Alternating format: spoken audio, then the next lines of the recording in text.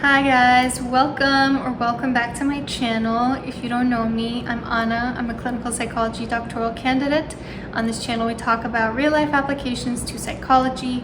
So if you are interested in those kinds of topics, hit like and subscribe, hit the bell notification button so that you can be notified about every new video. Today we're talking about couple compatibility. I hate that the sun is hitting me right now. I do not like the sun. This brings me to my next point, which is check out my shirt. Bella, where the hell have you been, Loca? It's so ridiculous. When I got it in the mail, I was like, oh no, this is gonna make me look like I love Jacob or something, which I do not. I do not like any of the characters in Twilight, but I just think it's such a funny quote, and this is the only print that it came in. Anyway, so today we're gonna be talking about 4 components of couple compatibility.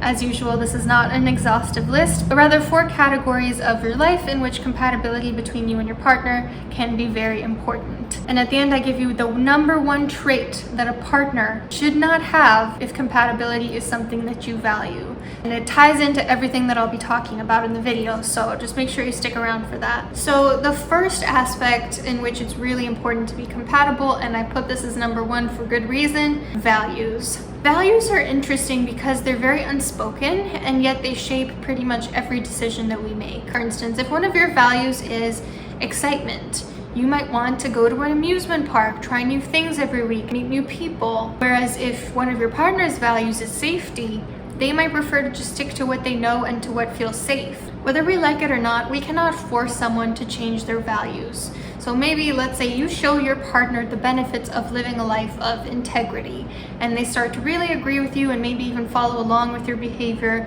start to adopt integrity as one of their values. But let's say that then they go off to work and they start to feel attracted towards this coworker who does not value integrity, and they start to befriend them because at their core, they do not value integrity, so of course they're going to be attracted towards people who have the same values. Birds of a feather flock together. And so then they're spending more time with this friend, spending less time with you. They're gonna act in ways that are in accordance with their true values, which in this case would be not in line with integrity. They're naturally going to orbit around people and behaviors that are in line with their values, not people and behaviors that are in line with your values necessarily. So it's really important to have compatible values with your partner. Values, I think we'll all agree, show up in 2 major ways, one of them being religion and one of them being culture. And usually the convergence between religion and culture as well, because how a specific culture interprets a religion is also super important. So let's start with religion. 44% of American adults say that shared religious beliefs are an important issue in couple compatibility. And couples who believe that their relationship is sanctified have an easier time making it through difficulties in their relationship. So basically, if you're on the same page as your partner on religion, that's a great predictor. When we're talking about culture or ethnicity or race, interracial couples have a 41% chance of separation or divorce compared to only 31% chance among couples who are married within their race, according to a study based on the 1995 National Survey of Family Growth. Of course, 95, a bit long ago. I would want to see some more recent studies, but unfortunately this is the only thing I could get my hands on. So does this mean that you can't be with someone of a different faith or culture? Absolutely not. The key is that you have underlying values. You can be a Muslim person with a Christian partner, and both of you may value modesty, honesty, loyalty, either because of your faiths or because of just the type of people that you are. Or let's say you're a Persian with a Latin American partner, and both of you really value family, tradition, community. There are a million different ways that your identity can intersect with the identity of your partner, and that will maintain a sense of shared values between the 2 of you. But it is important to have shared values. For couples that don't share values, regardless of their difference in background, problems are likely to emerge. It is very important that you make sure you are selecting someone who either shares your values, doesn't have values that are completely contradictory to yours, or at least respects your values. I'll put down some lists of values, any possible value that you can select from, that you and your partner can look at them and see where you converge or differ in terms of values. Number 2 area where it's really important to be on the same page is communication style. Oh my goodness, this is a lot. I hate the sun so much. No, this looks weird. I'm just gonna withstand it. No, I'm gonna put the blinds down. Okay, that's better, I guess. So in any relationship, communication is another one of those things that will be very prevalent. You're communicating a lot with your partner, so of course you want to have compatible communication styles. Some communication styles to look out for might be where you stand in terms of passivity, assertiveness, aggressiveness, and passive aggressiveness. Ideally, if you've watched my videos, you know it's healthiest to be assertive. Especially if your communication style is different, is not assertive in one of the other ones, it's a good idea to have a partner that is at the very least sympathetic to your communication style. So for instance, if you tend to be very passive aggressive, which again is not the best way to approach conflict. If your partner is also passive aggressive, they might not give you such a hard time for your communication style. It might not be as much of a problem as, let's say, someone who's very assertive or passive or aggressive clashing with your passive aggressive communication style. Another communication difference is how much or how little you like to talk. Some people like to leave no stone unturned, whereas others prefer to leave some things unspoken. Like maybe you want to talk about your past relationships with your partner and they don't. Some people like peace and quiet and might even get irritated if they hear non-stop chattering, whereas others might get anxious with silence. Another communication style is how loudly versus softly you talk.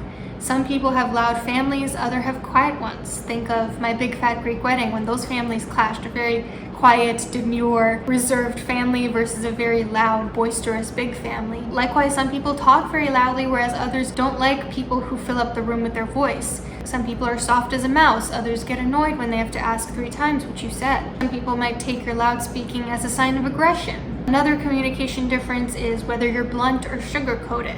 Some people are very to the point, like Romanians. Others feel that that type of honesty is offensive. Some people like to sugarcoat everything and be very diplomatic, whereas others find that communication style to be kind of fake and backhanded. So it's great to ideally have similar communication styles, but at the very least, be understanding of each other's ways of communicating in the world, being empathic and patient with each other, rather than holding your differences against each other.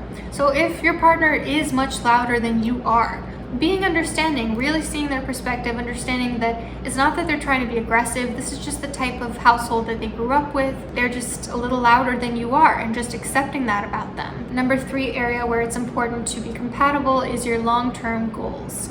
So I'm talking about things like marriage, kids, career, location, lifestyle. I heard a story recently. It's about a woman who was applying to clinical psychology internship. And she had a boyfriend who wanted to stay in their specific city. So she only applied to internship sites in that city, which is, internship is, anywhere in the country. And she didn't get in anywhere on her first round.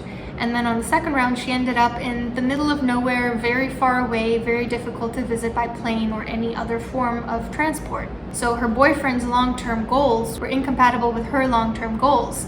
And in the end, it resulted in a disservice to not only their relationship, but also her career and her future. The thing is, you don't have to see eye to eye on every single goal, but you do have to both make compromises. For instance, I told my boyfriend that when we move, I never want to live in the South again. And he likes the South, but he agreed that we don't have to move there. Likewise, when I said I'd like to maybe live in Massachusetts, he vetoed that. Even though it's a state I wouldn't mind living in, I also want to respect his needs. You need to either agree on where you want to live or agree to compromise. You cannot always be saying, well, I want something different, so that's what I want to do. Where it can get an issue is if neither of you wants to compromise. What you can't have is one person moving across the country for their partner and their partner unwilling to budge an inch for them.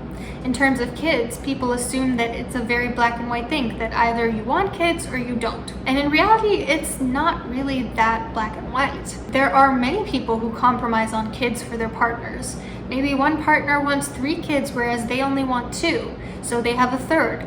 Maybe one partner's on the fence about having kids, whereas the other definitively doesn't want them, so the first partner goes, okay, I guess I'm not sure I'd like them anyway, so let's just not have any. Maybe one partner really wants a girl, but it doesn't seem to be happening, so they just compromise on that dream. Maybe one partner wants to adopt and the other wants biological children, so they have one of each. The only situation in which you are incompatible in terms of kids is if either or both partners are unwilling to compromise.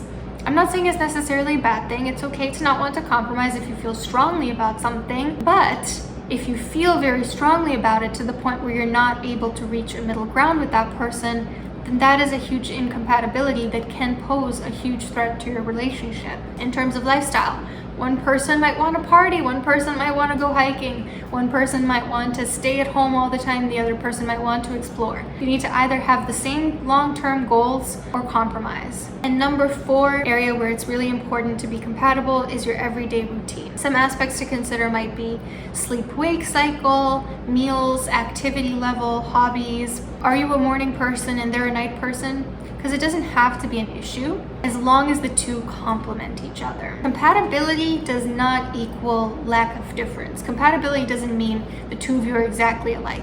Compatibility just means that if you do have differences, that they aren't a deal breaker for you. For instance, I am a morning person and my boyfriend is a night owl. But it's not an issue because in the morning I get a lot done before he wakes up, and at night when I'm asleep, that's when he writes music. But I can see for some couples how that would be a point of tension, how maybe one or both partners would say, well, I really want to spend the mornings versus the evenings with you when you're just sleeping. I can see that potentially being an issue. They need to complement each other. In terms of meals, do you have very different dietary restrictions? Does one person want meat every meal of the day versus the other person is vegan?